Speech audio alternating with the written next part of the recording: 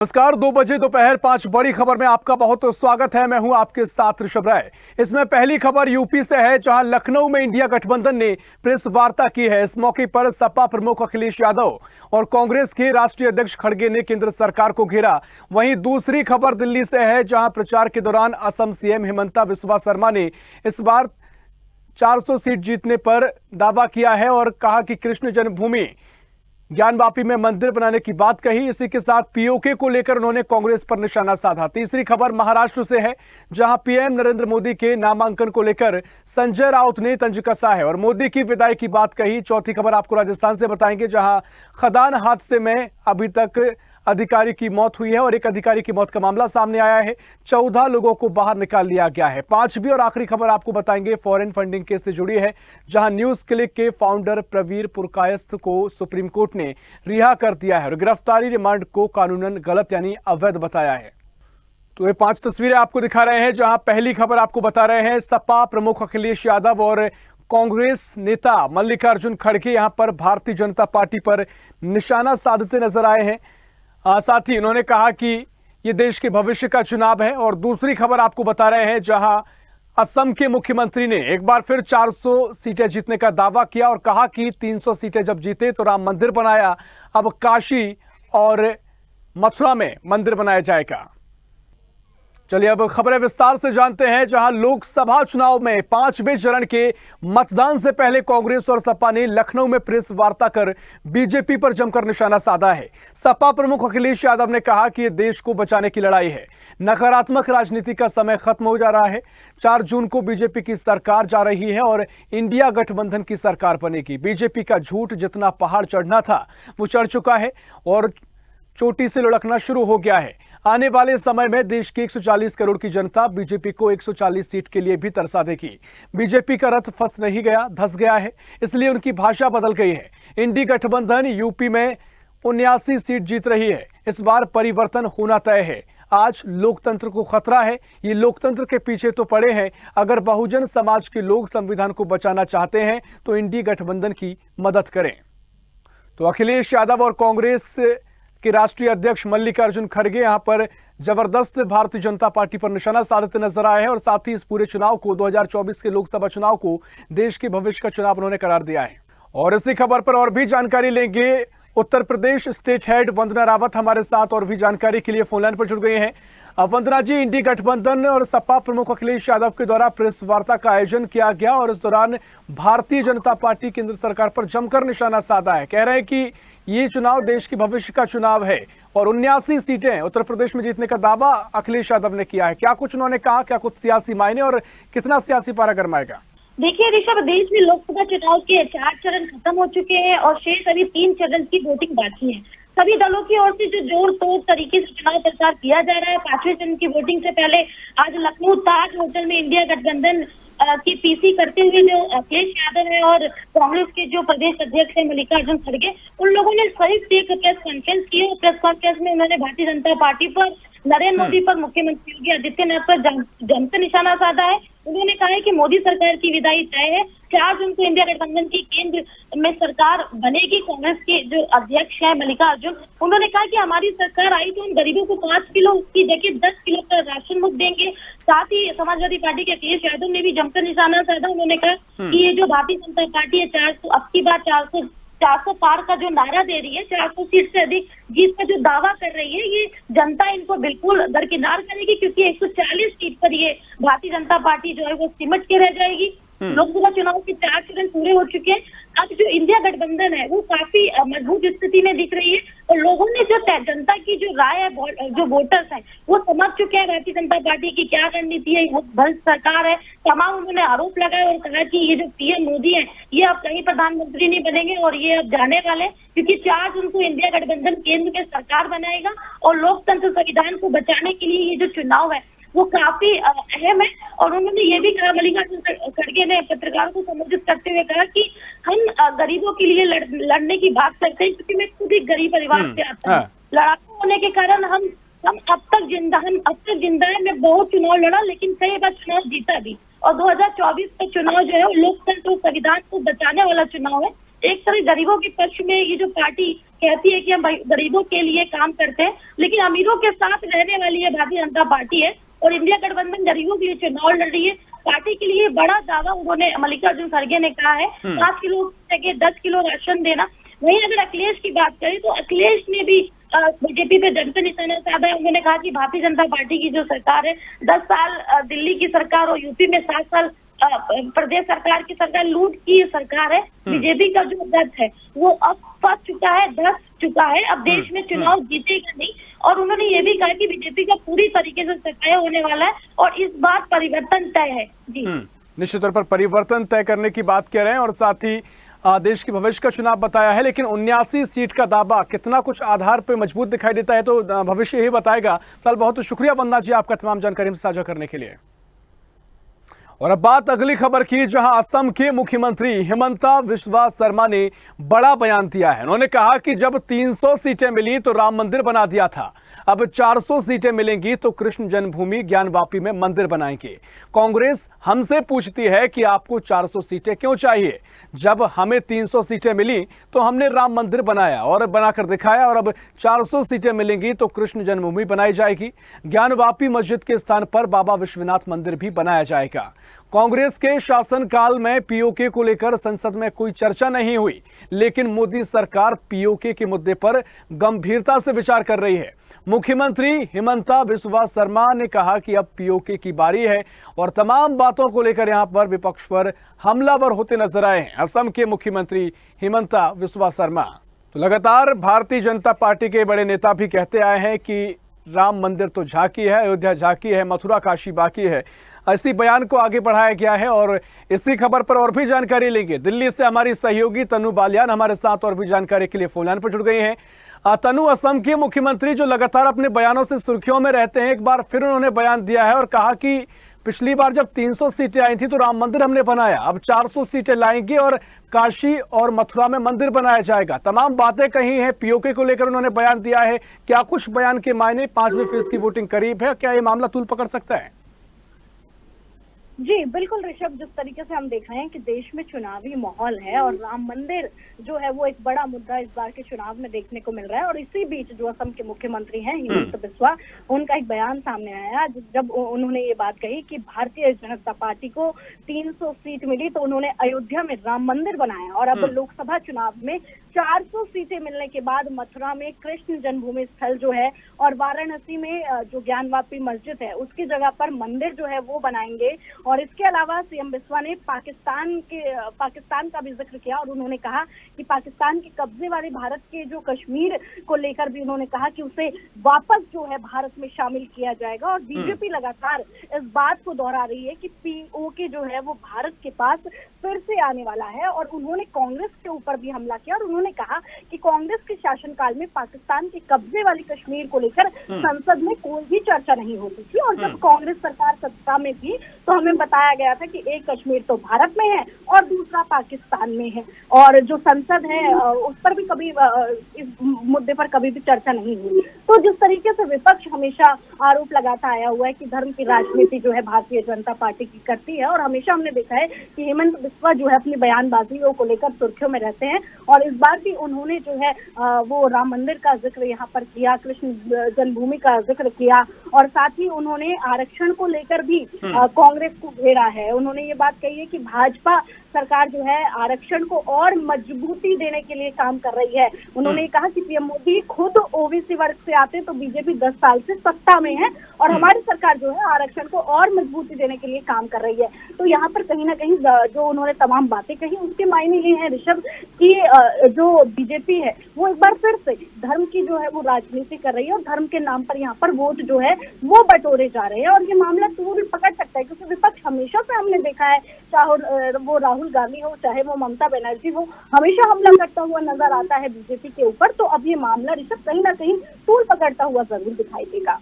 निश्चित तौर पर तो देखिए विकास की तमाम बातें होती हैं, लेकिन जिस तरीके से लोकसभा चुनाव का जिक्र हो, विधानसभा चुनाव जब जब आते हैं तो बीजेपी अगर सत्ता में है तो राष्ट्रवाद और हिंदुत्व का मुद्दा जमकर उछलता है और मुझे भी लगता है कि आगामी जो फेज बचे हुए हैं, ये जो दो बड़ी बातें कही, एक हिंदुत्व का एजेंडा और दूसरा राष्ट्रवाद को लेकर पीओके के जो मुद्दा उठा है वो आगामी फेज में भी जमकर चर्चा में नजर आएगा। कल बहुत शुक्रिया तनु आपका तमाम जानकारी हम तक पहुंचाने के लिए।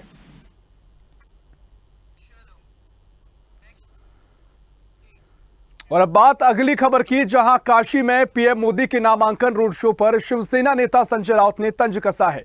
उन्होंने कहा कि हम बार बार इस बात पर जोर दे रहे हैं कि ये प्रधानमंत्री नरेंद्र मोदी का आखिरी चुनाव है।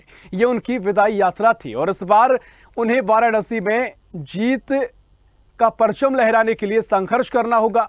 देश की राजनीति से अब नरेंद्र मोदी नामक अध्याय भी उन्होंने कहा कि समाप्त होने जा रहा है। बीजेपी इस चुनाव में 200 का आंकड़ा भी पार नहीं कर पाएगी। तमाम बातों को लेकर यहां पर प्रधानमंत्री मोदी और यहां पर भारतीय जनता पार्टी पर निशाना साधते आए हैं संजय राउत, और इससे लेकर अब सियासत भी गर्मा सकती है, क्योंकि वाराणसी को लेकर उन्होंने बात कही है। और आज ही उत्तर प्रदेश में इंडी गठबंधन की प्रेस वार्ता हुई, जहां पर भी उत्तर प्रदेश में 79 सीटें जीतने का दावा समाजवादी पार्टी और इंडी गठबंधन ने किया। वहीं एक सीट जो कि काशी को लेकर वो आश्वस्त नहीं दिखाई दिए, और अब उसी को लेकर संजय राउत कह रहे हैं कि वाराणसी में पीएम मोदी का जीतना इस बार मुश्किल हो जाएगा। तो ये मोदी का विदाई यात्रा वो बता रहे हैं।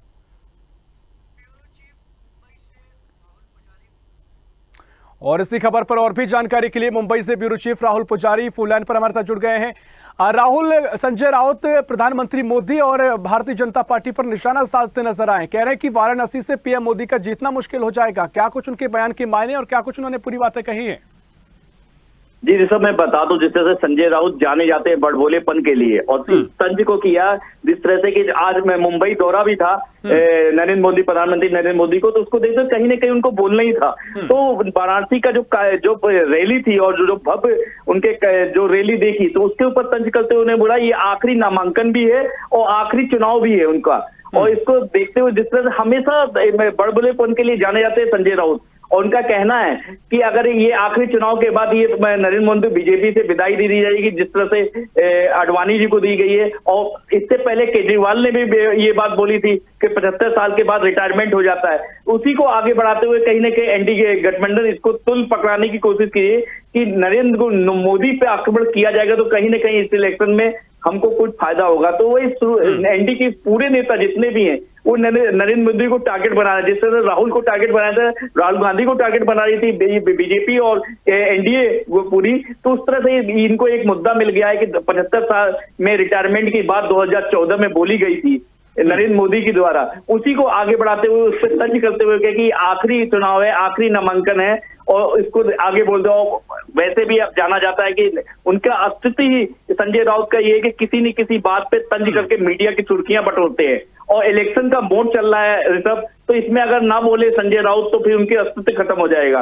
तो संजय राउत का बोलना बहुत जरूरी था, और संजय राउत की बात मीडिया सुनती भी है और मीडिया में तुल पकड़ लिया करता है। और खासकर जब हम लोग उनकी बात सुनने के लिए हमेशा उनके आवाज पे जाया करते, शायद संजय राउत कुछ बोलेंगे और शायद मीडिया के लिए खबर बन जाएगी, और ये मीडिया को खबर पहुंचाने के लिए संजय राउत ने ये बात बोली।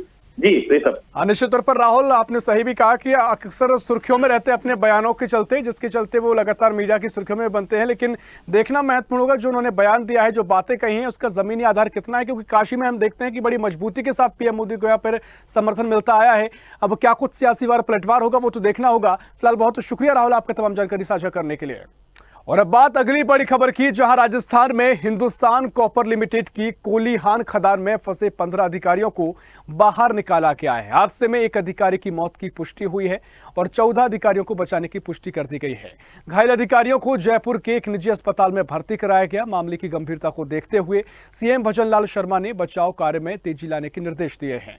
और दरअसल नीमका थाना जिले की खदान में 1875 फीट की गहराई पर लिफ्ट की चेन टूटने से 15 अफसर फंस गए थे, जहां रेस्क्यू ऑपरेशन चलाया गया और इस दौरान खदान में फंसे 15 अफसरों को बाहर निकाला गया है। एक अफसर की मौत की पुष्टि हुई है, जबकि 14 अधिकारियों को सुरक्षित बचा लिया गया है।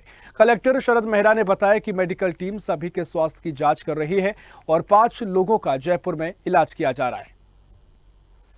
और इसी खबर पर और भी जानकारी लेंगे। राजस्थान स्टेट हेड सुमन मीणा हमारे साथ जुड़ गई हैं फोन लाइन पर। सुमन, जिस तरीके से पूरा हादसा सामने आया था, अब खबर निकलकर सामने आई है कि जो 15 अधिकारी फंसे हुए थे, 14 सुरक्षित बाहर निकाल लिए गए हैं, एक की मौत की पुष्टि हुई है। क्या कुछ अधिकारियों ने कहा है जिस पूरे रेस्क्यू ऑपरेशन को लेकर, और क्या कुछ अभी तक इस मामले में अपडेट है? जी ऋषभ, ये नीमका थाना खेदड़ी की खबर है जो कल 7:30 बजे हुई है, लेकिन इसमें अभी एक अफसर की मौत हुई है जो चीफ बिजनेस ऑफिसर थे। ये कैलकाटा की टीम थी जी। ये कैलकाटा से आए थे 14 लोग और इनमें एक राजस्थान जयपुर का कैमरामैन भी था जो इनके साथ नीचे इसमें उतरा था। और इसको लेकर अभी भजनलाल की तो ट्वीट किया है उन्होंने कि इनका विचार किया जाएगा। इन 14 लोगों को अभी नीम्स मणिपाल हॉस्पिटल में रखा गया है इनको। और एक की बॉडी जो है कि नीम का थाना केकेसी हॉस्पिटल में रखा गया है बॉडी को। और 14 लोगों को उपचार के लिए सीएम ने कहा है कि इनके बड़ा वो रखा जाएगा, इनको सेफ्टी में, और इनकी बड़ी अच्छे से उपचार किया जाएगा। निश्चित तौर पर देखिए जो जिन अधिकारियों को जिनको रेस्क्यू करके निकाला गया है उनकी क्या स्थिति है, जिनका इलाज किया जा रहा है, क्या कोई गंभीर स्थिति में भी है? और दूसरा एक ही जिस एक अधिकारी की मृत्यु हुई है उसके लिए किसी तरह के मुआवजे का ऐलान किया गया है? मुआवजा का कभी अभी ऐलान नहीं किया गया भजनलाल की तरफ से, लेकिन इन 14 लोगों के पैर की हड्डी टूटी है। 14 जनों की हड्डियां टूटी हैं। और जो कैमरामैन था यहाँ का जो उतरा था इनके 14 लोगों के साथ, जो कैलकाटा की टीम आई है ये, तो इनमें 15 जने उतरे थे, जिनमें से एक अपना यहाँ राजस्थान का था और एक की मृत्यु हुई है। तो अभी ये सोचो कि 14 लोग इसके हॉस्पिटल में है यहाँ पर, और एक की डेड बॉडी नीम का थाना जो सिक्किम हॉस्पिटल है वहाँ रखा गया है। निश्चित तौर पर काफी महत्वपूर्ण ये खबर थी और तमाम महत्वपूर्ण जानकारी आपने साझा करी। आगे जो भी अपडेट होगी हम आपसे जानकारी लेंगे। फिलहाल बहुत शुक्रिया सुमन आपका तमाम जानकारी साझा करने के लिए।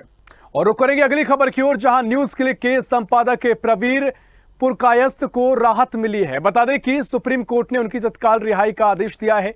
कोर्ट ने कहा कि उनकी गिरफ्तारी के पीछे के आरोप निराधार हैं और पिछले साल 3 अक्टूबर को प्रवीर को चीन की ओर से प्रोपोगेंडा फैलाने के आरोप में यूएपीए धारा के तहत गिरफ्तार किया गया था। जस्टिस गवई और जस्टिस संदीप मेहता की बेंच ने कहा कि पुरकायस्थ की गिरफ्तारी और उसके बाद की रिमांड अमान्य है और बेंच ने कहा कि रिमांड से पहले उनके वकील को गिरफ्तारी का आधार नहीं बताया गया। हालांकि दिल्ली पुलिस ने मामले में चार्जशीट दायर की है तो सुप्रीम कोर्ट ने ट्रायल कोर्ट ने तय की जाने वाली शर्तों पर प्रवीर पुरकायस्थ को जमानत पर रिहा करने का आदेश दिया है। लेकिन अभी मामला लगातार तूल पकड़ सकता है क्योंकि इस मामले को लेकर पहले भी सियासत गरमाई थी और विपक्षी दलों ने केंद्र सरकार पर एजेंसियों का दुरुपयोग करने का आरोप लगाया था। और इसी खबर पर और भी जानकारी के लिए दिल्ली से हमारे सहयोगी इरफान खान फोन लाइन पर जुड़ गए हैं।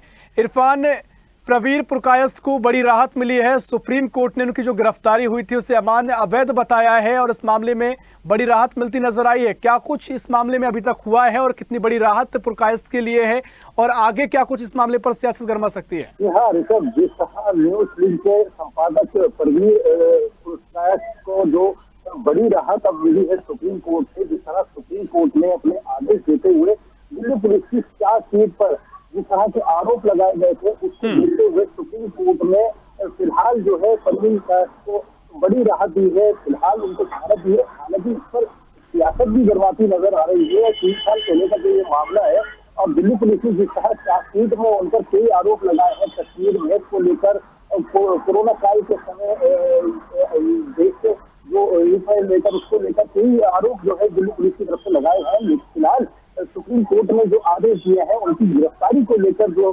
संदेह किया है, सुप्रीम कोर्ट ने साफ किया है कि गिरफ्तारी में जिस तरह के प्रोटोकॉल होने चाहिए वो दिल्ली पुलिस ने फॉलो नहीं किया है और उनके वकील को भी उनकी गिरफ्तारी के बारे में जो पूरी जानकारी थी नहीं दी गई थी। इसको देखते हुए सुप्रीम कोर्ट ने फिलहाल जो है प्रवीर कायस्थ को जमानत दे दी है। लेकिन देखा ये होगा जिस तरह की इससे सियासत करवा रही है, सियासत की जा रही है, विपक्षी दल जो है वो कहीं ना कहीं इसको लेकर केंद्र सरकार को आरोप प्रति आरोप लगाते नजर आ रहे हैं। और देखने वाली बात ये होगी कि आगे जिस तरह की कार्रवाई होगी उसमें क्या कुछ सुनिश्चित किया जाएगा। निश्चित तौर पर आगे क्या कुछ कानूनी रूप से कार्रवाई देखने को मिलेगी, क्या प्रक्रिया रहेगी, वो भी देखना महत्वपूर्ण होगा। और साथ ही जिस तरीके से जब गिरफ्तारी के समय भी सियासी पारा गरमाया था, विपक्षी दल हमलावर हुए थे, अब देखना महत्वपूर्ण होगा क्या कुछ अब आगे सियासी पारा भी देखने को मिलता है। फिलहाल बहुत शुक्रिया इरफान आपका तमाम जानकारी साझा करने के लिए।